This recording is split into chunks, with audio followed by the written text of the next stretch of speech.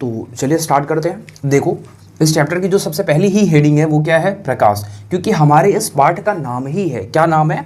प्रकाश, परावर्तन तथा अपवर्तन। तो सबसे पहले हम इस प्रकाश को समझ लेते हैं, फिर इन दोनों के बारे में अच्छे से समझेंगे। तो देखिए प्रकाश क्या है, तो यहाँ पे मैंने ऑलरेडी लिख रखा है, जिससे हमारा टाइम बचे और ये वीडियो बहुत ही लंबा ना हो जाए। तो देखिए, प्रकाश एक प्रकार की ऊर्जा है जो हमारी आंखों पर दृष्टि संवेदना उत्पन्न करती है, जिसकी सहायता से हमें वस्तुएं दिखाई देती हैं। ठीक है, इसका मतलब ये हुआ लाइट हमारी आंखों पे कुछ कुछ ऐसा करती है जिसकी वजह से समस्त दुनिया के अंदर जितनी भी चीज़ें हैं वो हमें दिखाई देती है। आपके मन में आएगा भैया लाइट हमारे मुंह पर ऐसा क्या करती है कि हमें वस्तुएं दिखाई देती हैं? तो देखो, हमें वस्तुएं कैसे दिखाई देती हैं? तो जब प्रकाश किसी वस्तु पर आपतित होता है, जैसे ये मार्कर, इसके ऊपर लाइट आकर के पड़े, तो हम क्या बोलेंगे? प्रकाश इस वस्तु के ऊपर आपतित हो रहा है, इंसिडेंट हो रहा है, तो वह परावर्तित होकर हमारी आंखों तक पहुंचता है। अब भाई साहब ये मार्कर दिख कैसे रहा है हमें? यहां से लाइट आ रही है। लाइट कहां से आ रही है? तो जो लाइट सोर्स होगा, प्रकाश स्रोत जो होंगे, वहां से लाइट आएगी और वो लाइट आकर के इस मार्कर पे पड़ेगी। पड़ने के बाद यहां से टकरा करके परावर्तित होकर के हमारी आंखों में आएगी और आंखों में आने के बाद तब जाकर के हम इस मार्कर को देख पाएंगे। सेम टू सेम आपके साथ भी ऐसा ही होगा। तो ठीक है, इतनी बात क्लियर हुई सभी को कि हमें वस्तु दिखाई कैसे देती है। अब आपके मन में एक क्वेश्चन निकल के आ सकता है, सर अच्छा कोई एक ऐसी वस्तु हो जिस पर लाइट आकर के पड़े तो, पर पड़ने के बाद वो परावर्तित हो ही ना, पूरी की पूरी वो लाइट को पकड़ के रख ले। अब अगर ऐसा हो जाए कि ये मार्कर अपने ऊपर पड़ने वाली पूरी की पूरी लाइट को ही खा जाए भैया, रिफ्लेक्ट करे ही ना, तो क्या हम इस मार्कर को देख पाएंगे क्या? तो ऐसी कंडीशन में हम लोग इस मार्कर को नहीं देख पाएंगे और यहाँ पर हमें सिर्फ और सिर्फ काले कलर का कुछ कुछ दिखाई देगा। बिल्कुल उसी तरीके से जैसे देखिए, जहाँ पे लाइट नहीं पहुँच पाती है वहाँ पे ऑलरेडी आपको ब्लैक दिखाई देगा। जैसे अंधेरे के अंदर लाइट नहीं होती है ना, तो उस समय आपको कैसा इन्वायरमेंट दिखाई देता है? पूरा ब्लैक कलर का। ज़मीन के अंदर आप खड्डा खोद दीजिए, जितनी दूर पे लाइट जाती है उतनी दूर पे तो आपको ठीक ठाक दिखाई देगा, पर खड्डे के अंदर जा कर के देखेंगे तो बिल्कुल अंधेरा दिखाई देगा। तो फिर क्या सर ऐसी कोई वस्तु है क्या जो अपने ऊपर पड़ने वाले पूरे प्रकाश को अवशोषित कर लेती है? तो भाई साहब इस ब्रह्मांड के अंदर तो ऐसा कुछ नहीं है, पर एक चीज़ है, वो है ब्लैक होल। ब्लैक होल अंतरिक्ष के अंदर एक ऐसा होल है जो अपने ऊपर पड़ने वाले सारे के सारे प्रकाश को खा जाता है। मतलब जैसे पड़ने के बाद वो रिफ्लेक्ट करता ही नहीं, अपने से परावर्तित करता ही नहीं, इसलिए हमें वो क्या दिखाई देता है? ब्लैक कलर का, और इसलिए हम उसे नाम देते हैं ब्लैक होल। इतनी बात क्लियर हुई सभी को? तो फिर मतलब समझ में आता है कि अब ये प्रकाश स्रोत आपने 2 बार बोला, भैया ये प्रकाश स्रोत क्या है? तो देखो, प्रकाश स्रोत का मतलब क्या है कि वह वस्तु जहां से प्रकाश निकलता है, उत्सर्जित होता है। उत्सर्जित का मतलब इमिटेड, इमिशन होता है उसका, जहां से निकलता है वह क्या कहलाता है? प्रकाश स्रोत कहलाता है। जैसे कई सारे प्रकाश स्रोत हो सकते हैं, मोमबत्ती, सूर्य, तारे, विद्युत बल्ब, लालटेन, चंद्रमा, जुगनू आदि, जिनसे भी लाइट निकलती है वो सभी क्या है? प्रकाश स्रोत है। सिंपल। अब प्रकाश स्रोतों को भी ना हम लोगों ने 2 क्राइटेरिया में डिवाइड कर रखा है। पहला क्राइटेरिया है दीप्त प्रकाश स्रोत यानी ल्यूमिनस ऑब्जेक्ट का, दूसरा है अदीप्त प्रकाश स्रोत यानी नॉन ल्यूमिनस ऑब्जेक्ट्स का। अब भैया ये ल्यूमिनस यानी दीप्त प्रकाश स्रोत क्या होते हैं? तो देख भाई, ऐसे प्रकाश स्रोत जिनमें अपने खुद का प्रकाश होता है, वो अपने स्वयं के प्रकाश से चमकते हैं, वो क्या कहलाते हैं? दीप्त प्रकाश स्रोत कहलाते हैं। जैसे सूर्य देख सकते हो आप, तारे हैं, विद्युत बल्ब है, और जुगनू गांव वगैरह में उड़ता रहता है तो हम लोग उसको पकड़ के ऐसा रख लेते हैं, फिर दिखता है भाई साहब इसमें अंदर लाइट कहाँ से आ रही है? तो जुगनू के अंदर भी अपना खुद का प्रकाश होता है। ऐसे ही तारे खुद के लाइट से चमकते हैं। विद्युत बल्ब, अब आपके मन में कुछ क्वेश्चन निकल गया, सर विद्युत बल्ब तो करंट से चमकती है, क्योंकि जब हम उसमें करंट सप्लाई करते हैं तो लाइट चमकती है, तो उसमें अपना खुद का प्रकाश कैसे हुआ? तो देख भाई, जो करंट है ना वो एक मीडियम है लाइट के जलने का, और लाइट जब जलती है ना तो वो खुद ही से चमकती है। ऐसा नहीं है कि उसके ऊपर कोई और लाइट मारता है फिर वो लाइट चमकती है और फिर हमें दिखाई देती है। नहीं समझे? सिंपल समझिए। जैसे ये बोर्ड पूरा का पूरा हमें क्यों दिखाई दे रहा है? इसलिए दिखाई दे रहा है क्योंकि इसके ऊपर लाइट आकर के पड़ रही है तब ये चमक रहा है। ठीक है, इसमें अपना खुद का प्रकाश नहीं है कि बोर्ड अपने आप से चमक जाए। अभी इसको हम करंट दें अपने आप से चमक जाए, या हम ही लोग अपने आप से चमक जाए अगर, तो हम क्या बोलेंगे? हम लोग दीप्त प्रकाश स्रोत हो जाएंगे। लेकिन ऐसा है नहीं। हम लोग चलते समय रोड पे चमकते हुए थोड़ी चलते हैं कि पूरा ऐसे चल रहा है, पूरा फ्लैश मारते हुए चल रहा है। ऐसा नहीं है। तो जो चीज़ें स्वयं से चमकती हैं वो क्या है, दीप्त प्रकाश स्रोत। और जिन चीज़ों में अपना स्वयं का प्रकाश नहीं होता बल्कि वो डिपेंड होते हैं किसके ऊपर, दीप्त प्रकाश स्रोतों के प्रकाश के ऊपर, उनको परावर्तित करके वो चमकते हैं, वे कहलाते हैं अदीप्त प्रकाश स्रोत। अब अदीप्त प्रकाश स्रोत में क्या आएगा, तो सारी की सारी चीज़ें लगभग लगभग अदीप्त ही होंगी। जैसे ये मार्कर खुद से थोड़ी चमक रहा है, हम लोग खुद से थोड़ी चमक रहे हैं, ये बोर्ड हो गया, ये किताबें हो गई यहाँ पड़ी हुई, और इस कमरे के अंदर की दीवार हो गई, ये सारी ही चीज़ें। और एक मज़ेदार बात क्या है पता, चंद्रमा के पास भी भैया अपना खुद का प्रकाश नहीं होता। अगर सूरज ना हो तो चंद्रमा बिल्कुल लुल्ल है, वो दिखाई भी ना देगा। चंद्रमा सूर्य के लाइट को परावर्तित करता है पृथ्वी पर, तब वो हमें दिखाई देता है। और ऐसा बिल्कुल भी मत आप सोचिएगा कि सूर्य और चंद्रमा एक साथ नहीं रहते, दोनों एक साथ रहते हैं। जैसे दिन में भी चंद्रमा रहता है लेकिन सूर्य की रोशनी में वो छुप जाता है, क्योंकि सूर्य की लाइट इतनी ज़्यादा होती है ना, और चंद्रमा की लाइट इतनी, सूर्य की लाइट इतनी होती है, तो वो उसको छुपा लेती है पूरा। सूर्य के आने पर चंद्रमा की कोई इज्जत ही ना रह जाती है ना। इसलिए जब रात को सूर्य चला जाता है, सूर्य चला क्या मतलब रोटेशन करके पीछे साइड जाता है, तब होता उस कंडीशन में क्या है, वो उसकी लाइट को ले करके चमकता है और अपनी चांदनी बिखेर देता है पृथ्वी पे। इसका मतलब ये कि चंद्रमा के पास अपना स्वयं का प्रकाश नहीं होता, वो सूरज चचा से लेता है और फिर हमको चमक करके दिखाता है कि ले भैया हम चमक रहे हैं। ठीक है, इसलिए हम चंद्रमा को भी क्या रखेंगे, अदीप्त प्रकाश स्रोत में रखेंगे। तो ये तो रहे कुछ कुछ प्रकाश स्रोत के बारे में, और हमने लाइट के बारे में जाना। अब लाइट के कुछ क्वालिटीज़ यानी प्रॉपर्टी या गुणों के बारे में देख लेते हैं कि प्रकाश के गुण क्या हैं। तो देखो, सबसे पहला गुण तो यही है कि प्रकाश जो है वो बिल्कुल सीधी रेखा में चलता है, सीधी रेखा में चलता है। कैसे सर, आप प्रूफ कर सकते हो? हाँ जी बिल्कुल, आप भी चेक कर सकते हो। प्रकाश सीधी रेखा में चल रहा है, आपको यहाँ पे परछाई दिख रही होगी और मेरे पीछे है लाइट। पहला तो यही प्रूफ हो गया। सिंपल सी बात है, हमारी परछाई क्यों बनती है पता है? हमारी परछाई इसीलिए बनती है क्योंकि प्रकाश सीधी रेखा में चलता है। कैसे सर?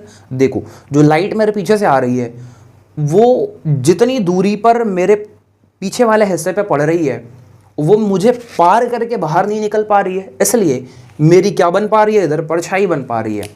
अगर ऐसा नहीं समझ पाते तो आप एक प्रैक्टिकल भी कर सकते हो घर पे। आप एक टॉर्च या लाइट ले लो, ठीक है, और 2-3 पर्दे लगा दो। इन पर्दों में आप 2 पर्दों में कर दो छोटा छोटा छेद कर दो, ठीक है, बिल्कुल सीधे सीधे पे करना। अगर यहाँ से 1 मीटर पे किया तो यहाँ से भी 1 मीटर पे करना, और आप देखना यहाँ पे लाइट डाल करके आपको दिखेगा कि ये लाइट बिल्कुल यहाँ पे 1 मीटर की दूरी पर ही दिखाई देगी, बिल्कुल 1 मीटर की दूरी पर ही दिखाई देगी। तो इस बात से बिल्कुल प्रूफ हो जाता है कि लाइट कैसे चलती है, सीधी रेखा में चलती है।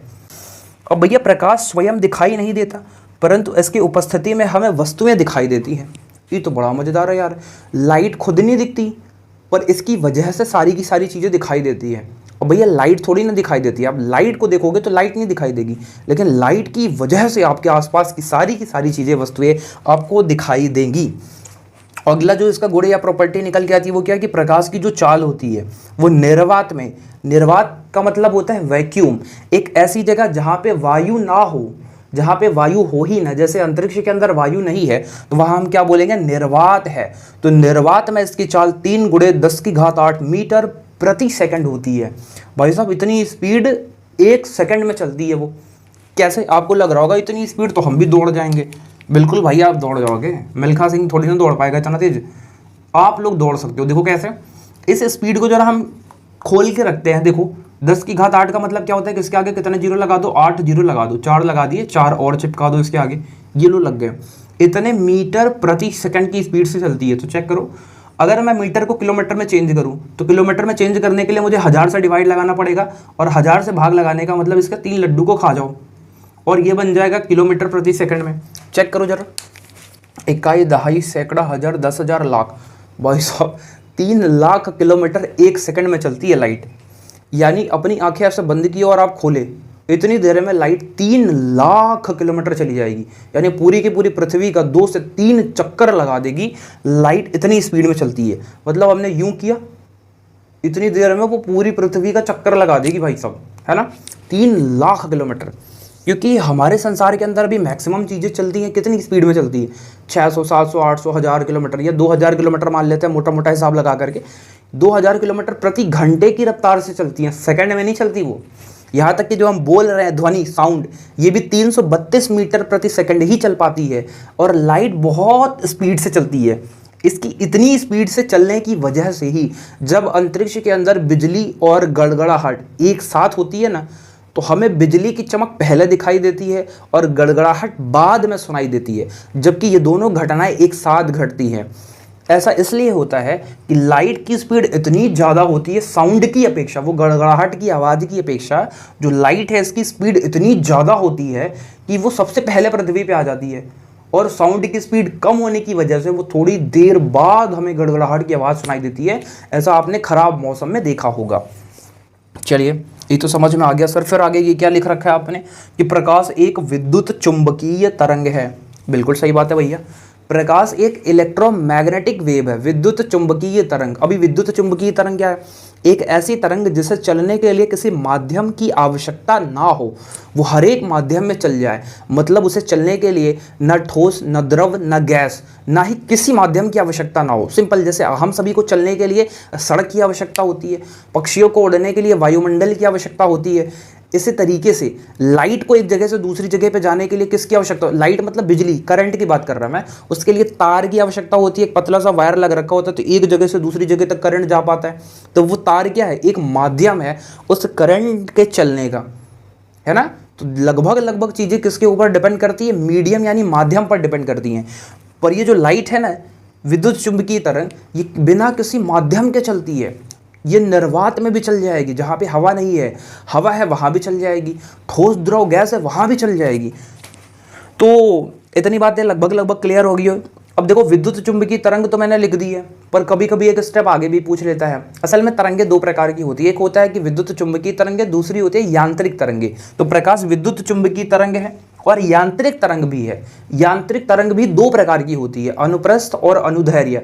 तो जो प्रकाश है वो अनुप्रस्थ तरंग होती है, या याद रखिएगा, किसी न किसी कॉम्पिटेटिव एग्जाम में कभी ना कभी पूछ लिया जाएगा। 10वीं क्लास में इतना खास डिटेल से नहीं पूछेगा आपसे। फिर यहाँ पे मैंने वही लिख दिया कि प्रकाश संचरण हेतु माध्यम की आवश्यकता नहीं होती, यह निर्वात, जल, हवा, कांच में आसानी से चल सकता है। लेकिन एक खास बात यहाँ याद रखिएगा, प्रकाश को चलने के लिए किसी मीडियम की आवश्यकता नहीं होती, लेकिन इसकी चाल जो है, इसकी स्पीड जो है, वो अलग अलग माध्यम में अलग अलग होती है। जैसे निर्वात के अंदर प्रकाश की चाल होती है 3 × 10⁸ मीटर प्रति सेकंड, जो कि सबसे हाईएस्ट स्पीड होती है लाइट की। फिर उससे कम होती है थोड़ी सी वायु में, उससे और कम हो जाएगी, वायु इन द सेंस गैस में बोल सकते हो या हवा में बोल सकते हो, उससे भी कम हो जाएगी द्रव में, और उससे भी कम हो जाएगी ठोस में। तो यहाँ पे मैंने इसके बारे में लिख दिया ऐसे घटते हुए क्रम में कि भैया निर्वात में सबसे ज़्यादा, वायु में उससे कम, फिर उससे कम द्रव में, और सबसे कम कहाँ होती है? ठोस में। तो इस बात से हम एक बात तो ये कह सकते हैं कि जो प्रकाश की चाल है वो निर्भर करती है भिन्न भिन्न माध्यमों पर, अलग अलग माध्यम पर प्रकाश की चाल निर्भर करती है। यहाँ तक आपको क्लियर हुआ होगा। आप इतने का स्क्रीनशॉट लीजिए, फिर आगे हम इसके गुणों के बारे में समझते हैं। तो देखिए, अब अगला जो प्रकाश का गुण है वो क्या है कि जो दृश्य प्रकाश होती है, दृश्य प्रकाश की तरंग दैर्घ्य 3900 एंगस्ट्रॉम से 7800 एंगस्ट्रॉम होती है। अब भैया आपके मन में क्वेश्चन निकल के आएगा, ये दृश्य प्रकाश क्या है? तो देखो, सूर्य से ना बहुत सारी किरणें आती है, यक्स किरणें, गामा किरणें, दृश्य प्रकाश और इंफ्रारेड, अल्ट्रावायलेट रेड, बहुत सारी किरणें निकल के आती है। इनमें से जो किरण हमें, जैसे हम प्रकाश के रूप में मानते हैं, वो होती है दृश्य प्रकाश। और ये दृश्य प्रकाश के बारे में हम लोग आगे बहुत डिटेल से पढ़ने वाले हैं। जो स्टार्ट होती है विबग्योर से, इसे हम बोलते हैं VIBGYOR, है ना। वायलेट से स्टार्ट होती है और रेड पे खत्म होती है, यानी बैगनी से लेकर के लाल रंग के बीच की जो परास होती है, जो क्षेत्र होता है, वो उसकी तरंग दैर्घ्य कितनी होती है? 3900 एंगस्ट्रॉम से 7800 एंगस्ट्रॉम होती है। ये सिंपल आप याद रख लीजिएगा इसे। इसके बारे में आगे चर्चा करेंगे थोड़ा 1-2 वीडियो बाद, जब हम थोड़ा कुछ चीज़ों के बारे में समझ लेंगे तब, ठीक है। अब एंगस्ट्रॉम क्या होता है? तो एंगस्ट्रॉम दूरी मापने की एक यूनिट होती है, जो कि बहुत ही छोटी दूरी को मापती है। आप बेसिकली थोड़ा सा याद रख सकते हो अपने लिए कि जो एक एंगस्ट्रॉम है, एक एंगस्ट्रॉम बराबर होता है 10⁻⁻10 मीटर के। भाई साहब सोचिए, यानी 1 मीटर के इतने टुकड़े कर दो, इतने टुकड़े मतलब 1 के आगे 10 जीरो लगा लो और फिर उसे पढ़ो, तकरीबन 10 अरब 10 खरब के बराबर पहुंचेगा ये। 1 मीटर की चीज को 10 अरब बार काट दो, तो जो छोटा टुकड़ा बचेगा वो हम क्या बोल देंगे? एंगस्ट्रॉम। तो इसकी जो वेवलेंथ या तरंग दैर्घ्य होती है वो कितनी होती है, 3900 से 7800 एंगस्ट्रॉम। ये अलग अलग बुक में अलग अलग होती है, कहीं पे 4000 से 8000 होता है, कहीं पे 3500 से 7800 होती है, तो आप देख लीजिएगा। फिलहाल ये सबसे बेस्ट है, ठीक है। अब प्रकाश की एक और खास बात होती है कि प्रकाश चिकनी या चमकदार सतह से परावर्तित हो जाता है। मतलब जैसे ही वो किसी चिकनी या स्मूथ सतह पर पड़ेगा उससे तुरंत के तुरंत परावर्तित हो जाएगा। जैसे शीशा या मिरर, जो सूर्य से आने वाली लाइट होती है और आप शीशा लेकर के जाइए, ऐसे लगा दीजिए, तो देखिए उससे आने वाली लाइट तुरंत परावर्तित हो जाती है, क्योंकि शीशा चिकना है, चमकदार है, उस पर जैसे ही पड़ा वो टकरा करके तुरंत वापस लौट जाता है। तो ये प्रकाश का गुण होता है, ठीक है। और एक माध्यम से दूसरे माध्यम पर जाने पर ये अपने मार्ग से विचलित हो जाता है। एक माध्यम से दूसरे माध्यम का मतलब क्या हुआ, जैसे जल, कांच, हवा, ये 3 अलग अलग माध्यम हो गए। प्रकाश जिन रास्ते से, है ना,